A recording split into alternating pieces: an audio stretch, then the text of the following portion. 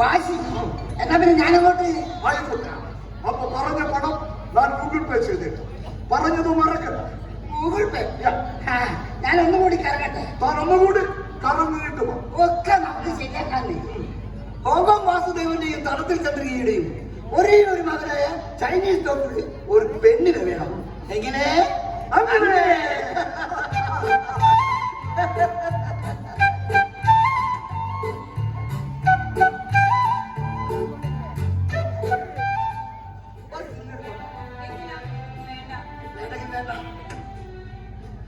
ഞാൻ മന്മഥൻ, വിവാഹ സ്വർഗത്തിൽ നിന്നല്ല ഭൂമിയിൽ വെച്ച് നടത്തിക്കൊടുക്കുന്ന ഒരു പരോപകാരിയാണ്. ബ്രോക്കർ എന്നും ചില വിവരദോഷികൾ പറയും. എന്താ?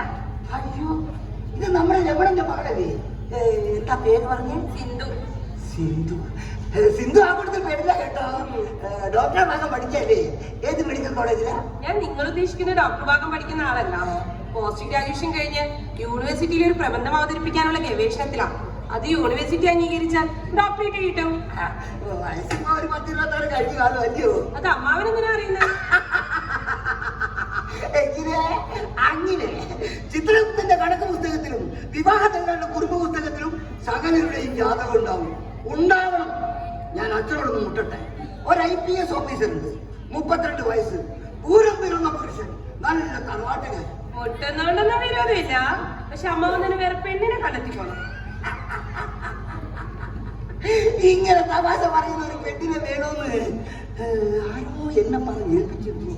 ഓ, മറവി മറവി ഒടുക്കത്തമ്മ. അല്ല, അപ്പത്തെ വീട്ടിലെ പയ്യനെങ്ങനാ? സുവീരൻ. എവിടെയൊക്കെ ഒരു വശപ്പശകളുള്ളത് പോലെ, അതുകൊണ്ട് ചോദിച്ചതാ. എനിക്കറിയില്ല അമ്മാവ. അത് കാണാ ഇത്ര അയവക്കെട്ടായിട്ട്. ആ വീടും ഈ വീടും തമ്മിൽ ഒരുപാട് ദൂരമുണ്ട് അമ്മാവ. ചിരിച്ചാലും കരഞ്ഞാലും ജനിച്ചാലും മരിച്ചാലും പരസ്പരം കാണാത്ത, കേൾക്കാത്ത, പറയാൻ പറ്റാത്തത്ര അകലം. ദൂരം ഹൃദയബന്ധങ്ങളെ ഏറ്റക്കുറിച്ചിലുകൾക്കനുസരിച്ച് കൂടിയും കുറഞ്ഞു വയ്ക്കും അമ്മാവ.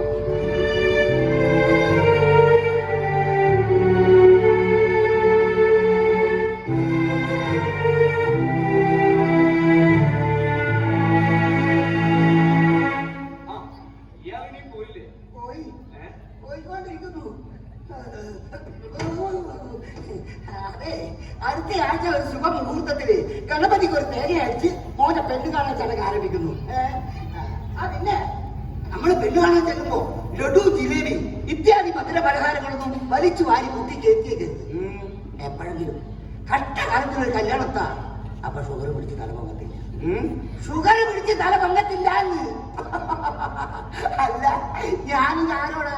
ചൈനീസ് ഡോക്ടറോടോ? അപ്പൊ എങ്ങനെ? അങ്ങനെ ഞാൻ പോയിട്ട് പിന്നെ വരാം.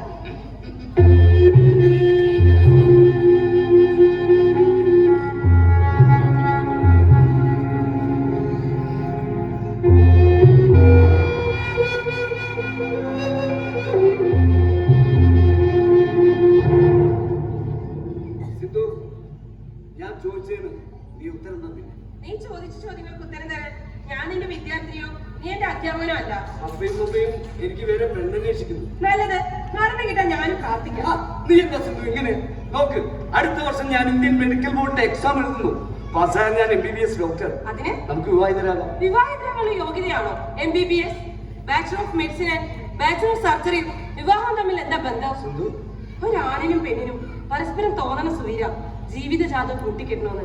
അല്ലാതെ സിന്ധു, നിന്റെ അച്ഛന് കോടികളുടെ ആസ്തിയുണ്ട്, നിന്റെ അമ്മയ്ക്ക് ഭൂസ്വത്തുണ്ട്, കാണാനും തരക്കേടില്ല. ഏത് പെണ്ണും കൊതിക്കുന്ന ഡോക്ടറാകാൻ പോകുന്നു. ഞാൻ നവവധുവായി നിന്റെ വീട്ടിൽ വന്നാൽ അപരിചിത്വം ഉണ്ടാവില്ല. പിന്നെന്താ നിനക്ക് എന്നോട്? ഞാൻ ആരെ കല്യാണം കഴിക്കണമെന്ന് എന്റെ അച്ഛൻ തീരുമാനിക്കും. ജനിച്ചു വീണത് മുതൽ ഈ നിമിഷം വരെ നമുക്ക് ആയുസ് പുറത്തു വന്ന രക്ഷിതാക്കൾക്ക് ആ ഒരു അവകാശമെങ്കിലും തിരിച്ചു കൊടുക്കണ്ടേ സുവീര?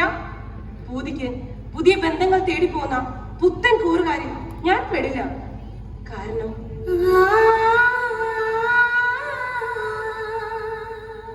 ഒരിക്കലും ഞാൻ കണ്ടിട്ടില്ലാത്ത എന്റെ അമ്മയുടെ സ്നേഹം പോലും ഈശ്വരന് കടന്നു എനിക്ക് എന്റെ അച്ഛൻ.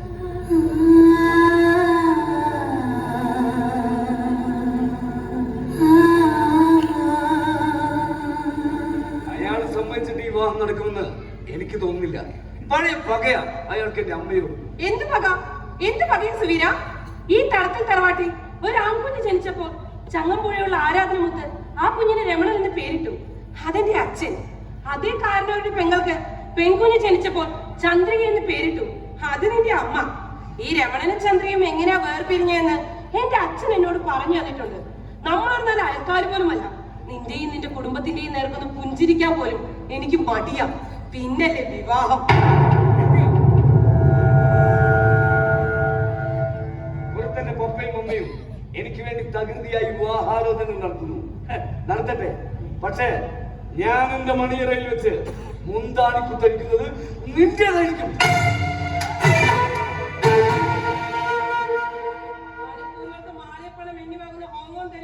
നീ അറപ്പും വെറുപ്പും തീർത്ത സെമിട്രികൾ സ്നോബറി പെണ്ണുങ്ങളോട് കാണിക്കുന്ന സംസ്കാരം നീ എന്നോട് കാണിച്ചാലുണ്ടല്ലോ. പറഞ്ഞു കൊടുക്കാം അമ്മയ്ക്ക് മകനോട് ചുരുങ്ങിയ പക്ഷം ഒരു പെണ്ണിനോടെങ്കിലും പെരുമാറണമെന്നെങ്കിലും.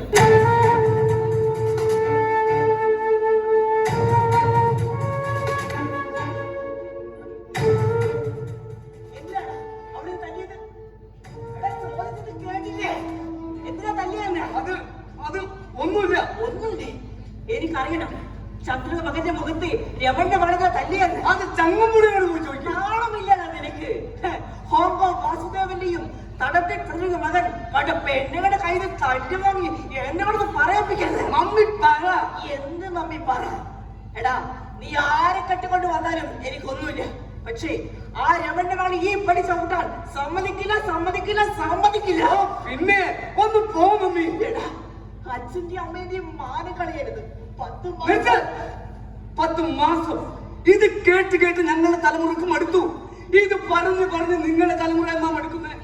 അതെ, 10 മാസം അച്ഛനും അമ്മയും ഒന്നിച്ചുറങ്ങിയത് അവിട്ട നക്ഷത്രത്തിൽ സുവീരം തിരിച്ച് ജീവിതകാലം മുഴുവൻ നിങ്ങളെയും സംരക്ഷിച്ച് ജീവിച്ചോളാന്ന് എഗ്രിമെന്റ് ഒന്നും ഒപ്പിട്ടതല്ല. നിങ്ങൾ സൂചിച്ചപ്പോ ഞാൻ ജനിച്ചു.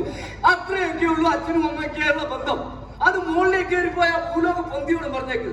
എന്റെ തന്തയോട് ഒരു 10 മാസവും പീറിയൊക്കെ. പിന്നെ നിങ്ങളുടെ ഫോണിൽ നിന്നും ഒരു 25,000 രൂപ ഞാൻ ഫോൺ പേ ചെയ്യും. മോനെ, എങ്കിലും ചന്ദ്രികയെ നമ്മൾ കാണും. സങ്കല്പ ലോകമല്ലിയുന്നത്.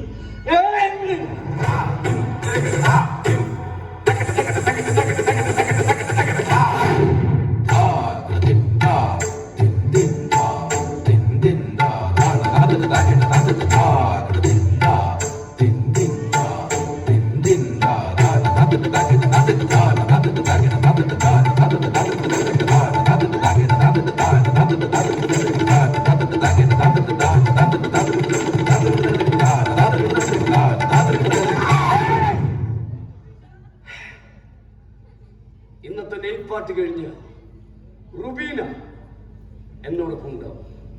ചിലപ്പോൾ കല്യാണി അയ്യൻ. അമ്മയുടെ വളിച്ച ഭക്ഷണം വേണ്ട, ഞാൻ ഓർഡർ ചെയ്തിട്ടുണ്ട്. പിന്നെ കഴിഞ്ഞ ആഴ്ചയിലെ പോലെ എന്റെ ബെഡ്റൂമിനോട് ചെവി ചേർത്ത് നിൽക്കണമെന്നില്ല. ആവർത്തിച്ചാൽ തുറന്നിട്ടായിരിക്കും കലാപരിപാടികൾ.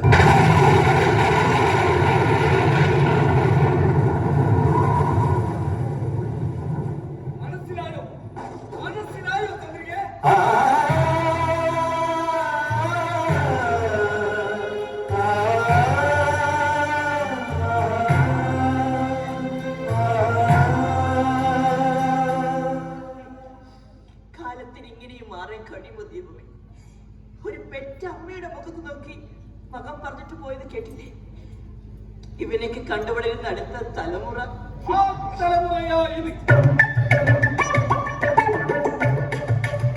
തടത്തിൽ ചന്ദ്രിക. ഞാനോ? ഈ വീടാണ് ഞങ്ങളുടേതാ. ഓഹോ, ഈ ഒരു വീടേ ഉള്ളൂ? അല്ല, ചൈനയിൽ വേറെ വീടും കൂടി ഉണ്ട്. അപ്പോൾ ഇതുകൂടാതെ ഏഷ്യാ ഭൂഖണ്ഡത്തിൽ ഒരു വീട് കൂടി ഉണ്ട്. നല്ലത്. സുവീരൻ എന്റെ മോന. ഈ ഒരു മകനേ ഉള്ളൂ? അതെ. ഹോങ്കോങ് വാസുദേവൻ എന്റെ ഭർത്താവാ. ഈ ഒരു ഭർത്താവേ ഉള്ളൂ? പറഞ്ഞ കാര്യം വേണം. എന്നാലും ഞാൻ തോറ്റു പറയില്ല. അപ്പോൾ മേഡത്തിന് എന്നെ മനസ്സിലായില്ല അല്ലേ? ഇല്ല. ഞാൻ സ്പാം മാനേജ്മെന്റിന്റെ എംഡിയാണ്. എംഡി ആൽബർട്ട് ഫെർണാണ്ടസ് ഡിസൂസ. ഇവർക്ക് ആരസ്? 3 പേര് ഞാനാ. പിന്നെ എന്റെ സ്റ്റാഫ് അനവലാതി മന്മഥൻ ഇവിടേക്ക് വന്നിരുന്നു. വന്നിരുന്നു സാർ. ആളൊരു വായി നോക്കിയാ അധികം ഇങ്ങോട്ട് അടുപ്പിക്കട്ടെ കേട്ടോ. സാർ, എങ്ങനെയെങ്കിലും എന്റെ മോനെ ഒരു വധുവിനെ ഒപ്പിച്ച് തരണം. അതൊരു പ്രശ്നമല്ല. ചന്ദ്രികയുടെ ഫോൺ നമ്പർ ബയോഡറ്റയും ഇങ്ങോട്ട് എഴുതിക്കോളൂ. പിന്നെ ബയോഡറ്റ് തെറ്റിയാൽ ഫോൺ നമ്പർ തെറ്റിക്കരുത് കേട്ടോ. ഇല്ലേ ഇല്ലേ. പിന്നെ മേഡം, ഒരു പെണ്ണുണ്ട്, സബ്രീന കുൽബുസ്. അതിസുന്ദരിയാ. ജാതി മതം പ്രായം ഒന്നും ഒരു പ്രശ്നമേ അല്ല. ഒരു ചെറിയ പ്രോബ്ലം, ഒരു 6 മാസം വെയിറ്റ് ചെയ്യണം. ഈ അടുത്ത കാലത്ത് ജാഗ്രത കൊണ്ട് ഡൽഹി പോലീസ് ഇവിടെ ചകച്ചിട്ടതാ. 6 മാസം കഴിയാൻ പുറത്തു വരും. അപ്പൊ തന്നെ മാനവും മര്യാദയും ഒക്കെയുള്ള എന്നാണല്ലേ. മത്തം നട്ട കുമ്പളം മുളക്കില്ലല്ലോ മേഡം. ഇല്ല ഇല്ല. അത് വിട്. ഒരു വഴി അടയുമ്പോ 9 വഴികൾ തുറക്കപ്പെടും. നമുക്ക് ആ വഴിയെ പോകാം. അപ്പൊ പറഞ്ഞതുപോലെ ഫോൺ നമ്പർ മറന്നിട്ടില്ലല്ലോ. ഇല്ല. Okay, thank you.